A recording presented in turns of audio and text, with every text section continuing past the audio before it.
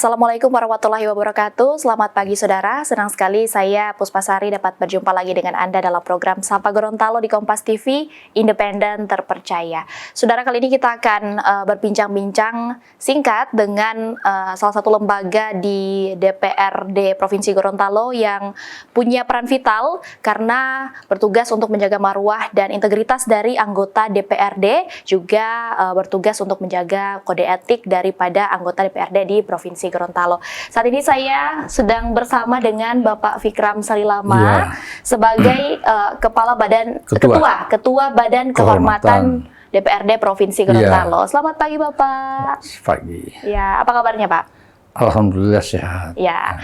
Jadi Bapak ini kan sebagai Ketua Badan Kehormatan DPRD Provinsi Gorontalo. Mungkin banyak saudara yang ada di rumah sebenarnya belum tahu apa sih Badan Kehormatan DPRD itu? Ya, jadi Badan Kehormatan DPR ini sesuai dengan amanah Peraturan Pemerintah Nomor 12 2018 tentang pedoman penyusunan tata tertib DPRD. Jadi DPRD menyusun tata tertib berpedoman pada PP 12. Di dalam tata tertib itu ada amanah untuk membuat aturan atau kode etik. Nah, sekarang kode etik dan tata beracara itu kita sudah buat. Apa fungsi Badan Kehormatan DPRD Provinsi Gorontalo? Yaitu berfungsi untuk menjaga marwah lembaga DPRD, masuk pelaksanaan kegiatan tugas dan kewajiban anggota DPRD. Dari sisi kehadiran, disiplin, sumpah janji, semua ditaati oleh anggota DPRD. Dan kami sebagai Badan Kehormatan, kami memantau, melihat apakah semua anggota DPRD ini melaksanakan sesuai dengan sumpah janji anggota DPRD dan kode etik DPRD. Itu tugas dari Badan Kehormatan. Saya berikan contoh.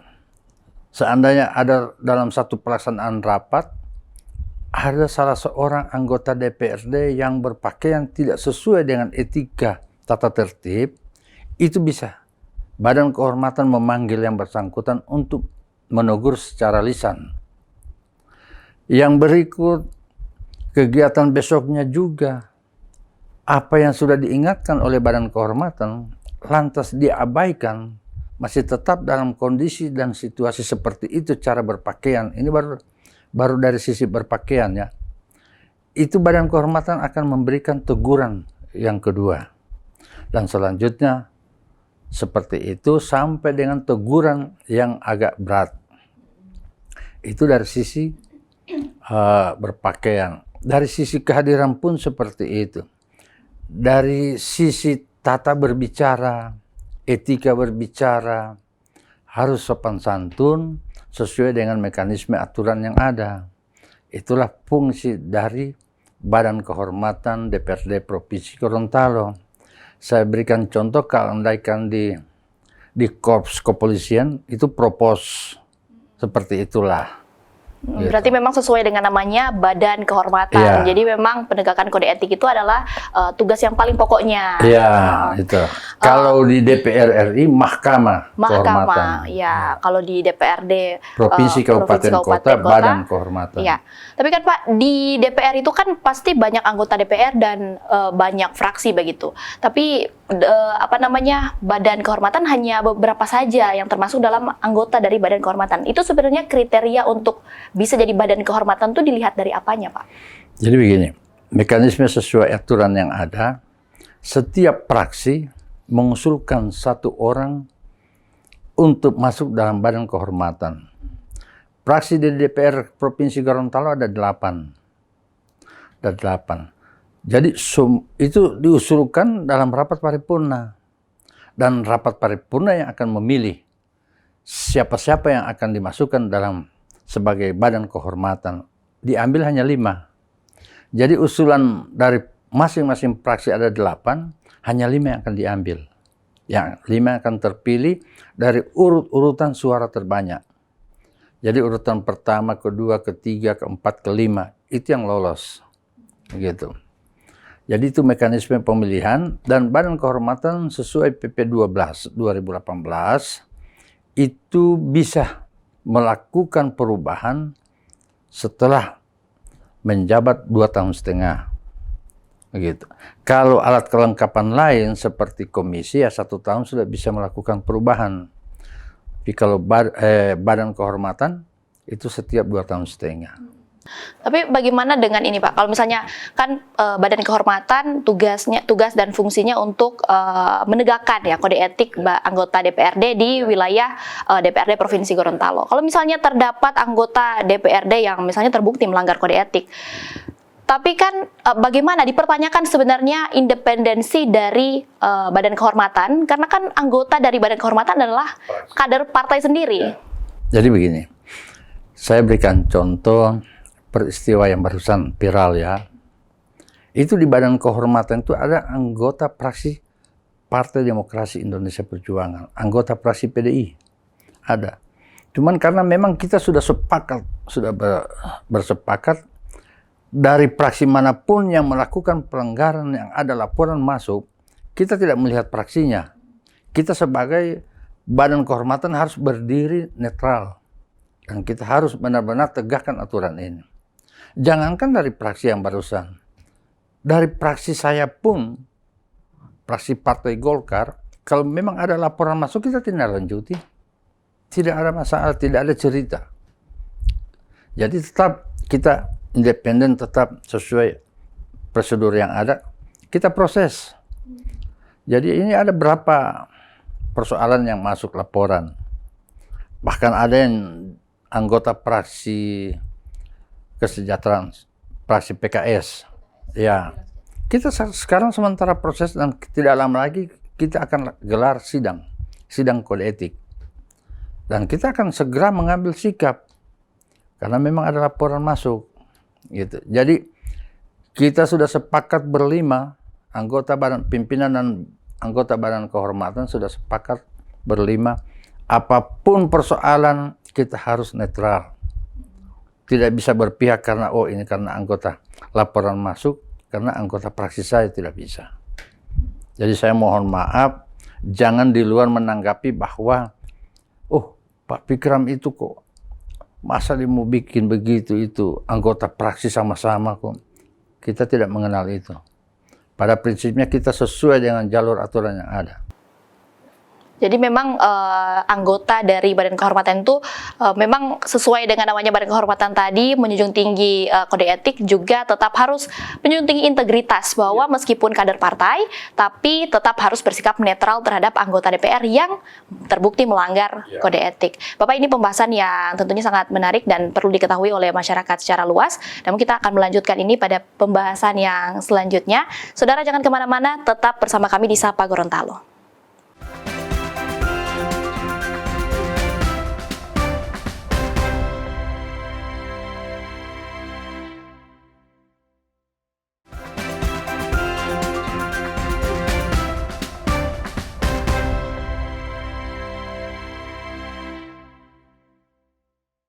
Terima kasih saudara, Anda masih bersama kami dalam program Sapa Gorontalo di Kompas TV Independen Terpercaya. Saya masih ditemani oleh Bapak Fikram Salilama sebagai Ketua Badan Kehormatan DPRD Provinsi Gorontalo. Tadi kita sudah berbincang soal sebenarnya apa itu Badan Kehormatan dan juga tugas serta fungsinya.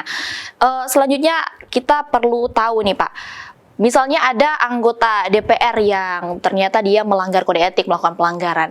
Untuk mekanisme penindakannya dari Badan Kehormatan seperti apa, Pak? Ya, jadi kita kan diatur semua apa yang harus kita lakukan, ada tata beracara. Misalnya ada laporan dari masyarakat bahwa seorang anggota DPRD telah melakukan hal-hal yang menurut pandangan mereka melakukan pelanggaran kode etik atau tidak sesuai dengan sumpah janji. Itu harus ada laporannya. Kita tidak bisa memproses kalau tidak ada laporannya. Jadi laporan masuk, itu langsung ke Ketua DPR. Ketua DPR disposisi ke Badan Kehormatan. Dasar itu kita memproses. Kita panggil yang bersangkutan. Kita proses, kita ambil BAP-nya. Kalau memang itu terbukti, kita tingkatkan prosesnya dari berita acara pemeriksaan kita sidangkan, sidang etik. Dan sidang etik itu kita harus mempersiapkan juga keterangan saksi-saksi, kita harus ada bukti-bukti yang bisa menguatkan kita untuk menindaklanjuti persoalan ini. Ada juga, kalau pengalaman saya kemarin-kemarin ya, ada laporan masyarakat tapi tidak bisa diproses. Saya pada waktu itu bukan anggota Badan Kehormatan ya, tapi pengalaman kemarin yang saya pantau, ada laporan masyarakat tapi tidak bisa diproses karena tidak bisa menunjukkan bukti-bukti. Tapi di satu sisi masyarakat ngotot bahwa orang ini begini, tapi tidak ada bukti. Jadi kita tidak bisa tindak lanjuti. Oleh karenanya, saya juga berharap pada seluruh masyarakat, apabila ada kegiatan anggota DPR yang menurut pandangan masyarakat tidak sesuai lagi dengan sumpah janji dan kode etik, buatkan laporan dan Sertai bukti-bukti. besertai bukti-bukti yang ada supaya memudahkan kita untuk memproses. Supaya apa yang menjadi harapan masyarakat bisa tercapai. Jadi pada prinsipnya sebenarnya setiap masyarakat siapapun itu ya Pak bisa untuk melaporkan jika ada anggota DPR yang menurut pandangan mereka itu melanggar sumpah jabatan dan kode etik itu sendiri, tapi tetap harus disertai dengan bukti-bukti. Kemudian Pak, kalau misalnya memang ada anggota DPR yang ditangani karena dia melanggar kode etik, bentuk-bentuk dari sanksinya mulai dari yang paling ringan sampai dengan paling berat itu bagaimana Pak? Apa saja? Jadi selama periode kami ini di Badan Kehormatan ada beberapa anggota yang kita sudah berikan sanksi ringan, sanksi teguran lisan. Ya, contoh seperti saya sampaikan tadi, ada yang sudah 3 kali tidak menghadiri rapat paripurna secara berturut-turut. Sebab dalam aturan setiap anggota DPRD 6 kali berturut-turut tidak menghadiri paripurna tanpa kabar, itu harus diberhentikan dengan tidak hormat. Ya, jadi 6 kali berturut-turut tanpa kabar. Sering juga ada guyonan teman-teman anggota, ya 6 kali berturut-turut tidak hadir. Kalau kita 5 kali berturut-turut, yang ke-6 kita hadir berarti gugur. Ini guyonan mereka.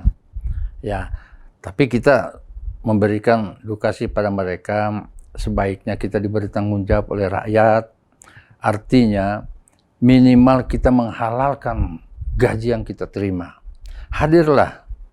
Ada juga yang datang terlambat, undangan jam 9, datangnya jam 11. Kita sudah beri teguran, sudah ingatkan pada mereka. Bahkan kita dorong mereka, beri kesadaran mereka. Kasihan. Kalau ASN sebulan itu gajinya ya paling 5-6 juta, kasihan. Kita sudah diberi, mungkin gaji kita itu sampai 6, 7, 8 kali lipat dari ASN. Dan kita hanya datang untuk berbicara. Hadirlah. Minimal kita halalkan gaji yang kita terima dengan kehadiran kita. Saya banyak menghimbau pada teman-teman begitu. Ada yang saya pantau, kan setiap tahun itu kita rekapitulasi kehadiran mereka. Ada yang sampai sekian kali tidak ada kabar, ada yang sakit, ada data sama kita semua. Tapi itu teguran kalau untuk sanksinya masih ringan. Masih ringan. Kalau yang sedang dan berat jadi, gimana Pak? Sanksi ringan itu teguran secara lisan. Kita tingkatkan teguran secara tertulis. Kalau memang itu tidak, ya kita lakukan sanksi yang artinya sedanglah. Kalau memang betul-betul memang sudah bandel orangnya ini, ya kita rekomendasi untuk jatuhkan sanksi sedang.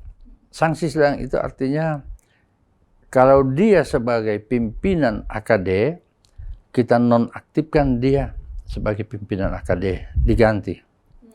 Kalau sanksi berat itu sudah pada pemberhentian sebagai anggota DPR.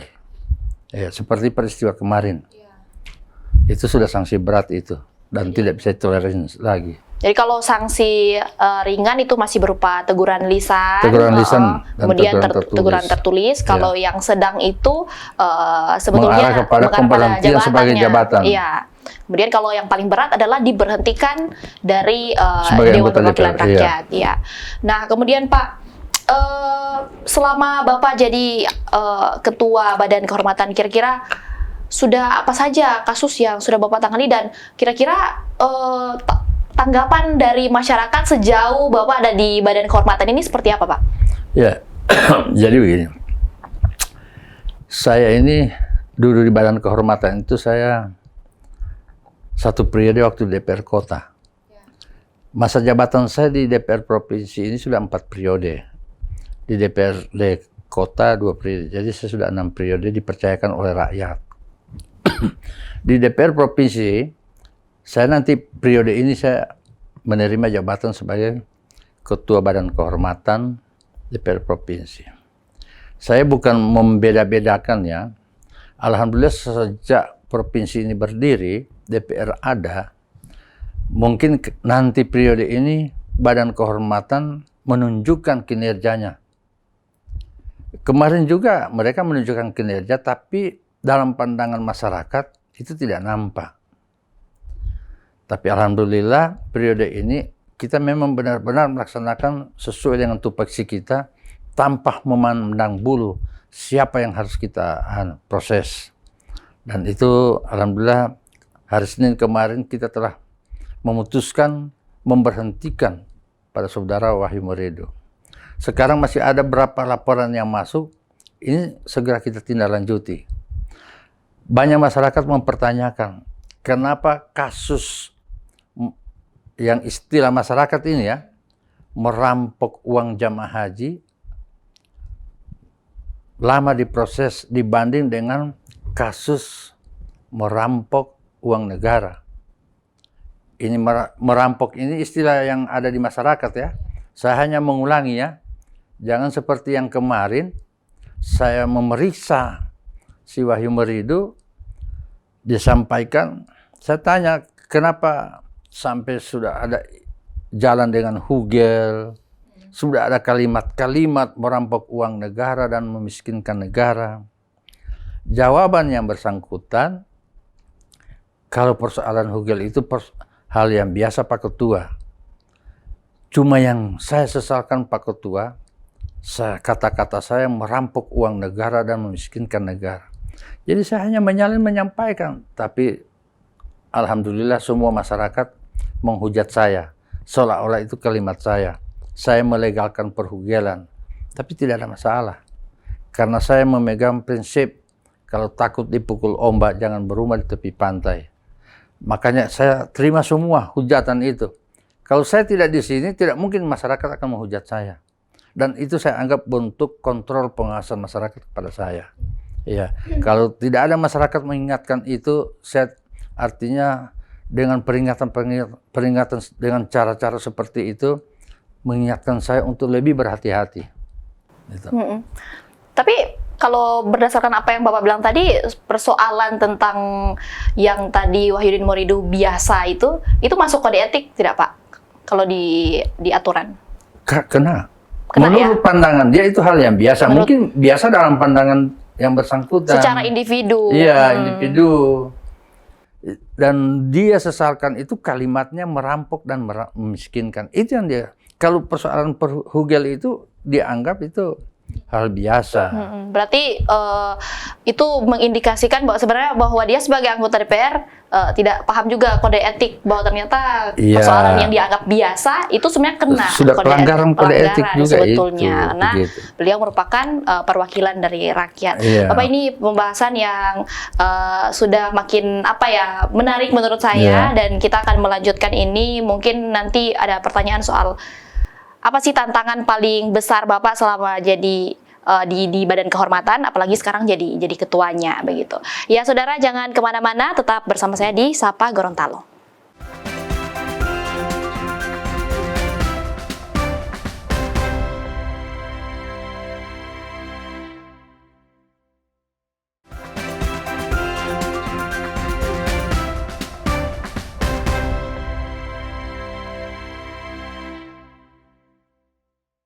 Ya, terima kasih Saudara, Anda masih bersama kami dalam program Sapa Gorontalo. Kita berada di segmen terakhir masih dengan Bapak Vikram Sarilama, Ketua Badan Kehormatan DPRD Provinsi Gorontalo. Tadi kita sudah bincang-bincang ya, sudah masuk di awal kita sudah bahas soal fungsi dan tugas dari BK, kemudian masuk ke apa saja sebenarnya yang sudah diselesaikan oleh BK selama ini. Dan ini saya mau tanya Pak, selama Bapak di Badan Kehormatan, apa sih sebenarnya menjadi Bapak merasa ini, wah ini tantangan besar saat saya ada di Badan Kehormatan begitu?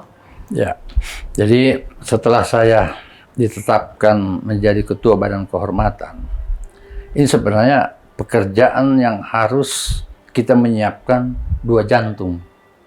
Artinya, di samping kita menegakkan aturan ini kita harus tegakkan kepada teman-teman kita, sahabat kita yang sama-sama sebagai anggota DPR. Ini tantangan pertama. Bagaimana rasanya? Bagaimana rasanya kita menerapkan aturan terhadap saudara kita yang sama-sama di lembaga ini? Di satu sisi saya berpegang prinsip bahwa karena saya diberi amanah itu harus saya tegakkan. Siapapun dia, saya harus tegakkan. Memang banyak tantangan yang saya hadapi. Dan saya dengar sendiri banyak. Bahkan ada teman-teman yang menyatakan, bubarkan saja ini Badan Kehormatan. Saya tetap tenang, saya tidak perlu tanggapi itu dia. Saya melihat bahwa ada kalimat-kalimat seperti itu berarti ini teman, sahabat yang tidak paham dengan aturan dan mekanisme yang ada. Bahkan juga mereka paham tapi tertutupi dengan mungkin kejengkelan-kejengkelan di mana kita menerapkan aturan ini.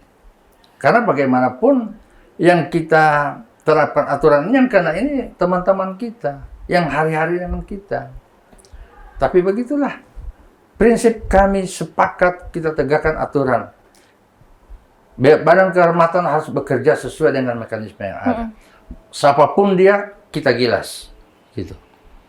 Dan banyak contoh, banyak bukti dari laporan-laporan yang ada dari masyarakat. Sudah ada 4 yang kita sudah tindak lanjuti, dan 1 sudah ada keputusan. Yang 3 masih dalam berproses. Itu kita akan tunjukkan, kita akan buktikan pada masyarakat. Endingnya bagaimana, sikap Badan Kehormatan, keputusannya menjadi bagaimana, nanti kita akan umumkan. Pada dasarnya, bahwa laporan yang masuk ini sudah ada pelanggaran kode etik. Tinggal penjatuhan sanksinya ringan, sedang, berat. Nanti kita akan putuskan dalam rapat Badan Kehormatan. Pada prinsipnya saya melihat tantangan besar di Badan Kehormatan adalah beban terhadap teman-teman. Iya, berarti memang tantangan paling besar adalah ketika kita berada di posisi harus menindaki teman-teman kita ini. Tapi di sisi lain juga kan sebagai orang yang diberi kepercayaan oleh masyarakat, oleh rakyat, harus menjalankan tugas dengan sebaik-baiknya, begitu. Karena ini amanah kan. Iya. Tapi saya penasaran Pak, kira-kira kalau keputusan BK itu, ketika BK membuat keputusan atas suatu masalah, apakah itu juga punya kekuatan hukum? Atau hanya di lingkup etik DPRD provinsi saja? Jadi sesuai aturan, keputusan BK itu final dalam aturan. Tidak bisa dibanding, tidak bisa dikasasi. Keputusan BK final dalam internal kita, lembaga ini. Jadi mekanismenya ada laporan masuk, kita ambil berita acara, kita tingkatkan pada sidang etik. Setelah sidang etik, kita BK melakukan sidang pengambilan keputusan, penjatuhan hukuman. Nah, seperti yang terjadi barusan, setelah kita sidang etik, yang bersangkutan tidak hadir, kita tetap laksanakan sidang, dan kita lanjutkan dengan sidang pengambilan keputusan untuk menetapkan penjatuhan sanksi. Setelah kita tetapkan, kita harus laporkan dalam rapat paripurna. Jadi kita hanya melaporkan dalam rapat paripurna. Itu. Tidak, keputusan Badan Kehormatan mutlak tidak bisa dikomplain lagi, tidak bisa tidak bisa dibanding, dikasasi, tidak ada. Berarti final. keputusan dari Badan Kehormatan itu sifatnya memang tidak bisa diganggu gugat ya? Tidak bisa diganggu gugat, sudah final. Apa yang sudah diputuskan oleh BK berarti memang tidak bisa ada banding, tidak bisa ada kasasi karena itu sudah keputusan. Makanya kita dalam mengambil keputusan kita harus berhati-hati. Jangan ada ruang yang kita lakukan justru menimbulkan gugatan balik. Artinya PT UN misalnya dalam sisi administrasi. Nah, seperti ada satu persoalan yang masuk laporan ke kita. Ya, kita sudah mengundang ahli, kita minta pendapat ahli. Dan nanti di sidang nanti, ahli kita akan tampilkan bagaimana pendapat ahli soal persoalan ini. Gitu. Berarti memang dari situ bahwa melahirkan keputusan BK tidak bisa diganggu. Mungkin yang terakhir Pak, harapan Bapak sebagai Ketua Badan Kehormatan begitu yang punya tugas yang besar begitu, harapannya untuk anggota-anggota DPRD yang ada di Gorontalo ini. Ya, jadi sudah berulang kali saya berharap pada seluruh teman-teman anggota DPRD Provinsi Gorontalo, marilah kita bekerja sama-sama menegakkan aturan, semuanya bermuara pada seluruh kepentingan rakyat. Jadi saya berharap kita saling mendukunglah. Artinya konsep-konsep yang ada sama teman-teman di saat di rapat memperjuangkan aspirasi rakyat, sama-sama kita mendukunglah. Tapi tolong hargai juga. Artinya Badan Kehormatan menerapkan aturan, menerapkan kode etik, tolong dibantulah. Jangan justru kita menerapkan aturan, ada yang mencemooh. Ini yang saya harapkan pada seluruh teman-teman. Mari kita saling menghargai untuk menerapkan aturan yang ada demi kesejahteraan masyarakat Provinsi Gorontalo. Ya, Bapak, ini pembahasan yang sangat penting dan sangat perlu kita bagikan bersama dengan masyarakat karena kita ketahui dengan pasti bahwa apapun yang terjadi di lingkungan DPR namanya Dewan Perwakilan Rakyat pasti akan menimbulkan amarah jika itu tidak sesuai dengan kehendak rakyat. Bapak, terima kasih sudah berbagi informasi dengan kita dan semoga Bapak sehat-sehat dalam menjalankan tugas negara. Dan sekian dari saya, Saudara. Terima kasih. Sekian dan sampai jumpa.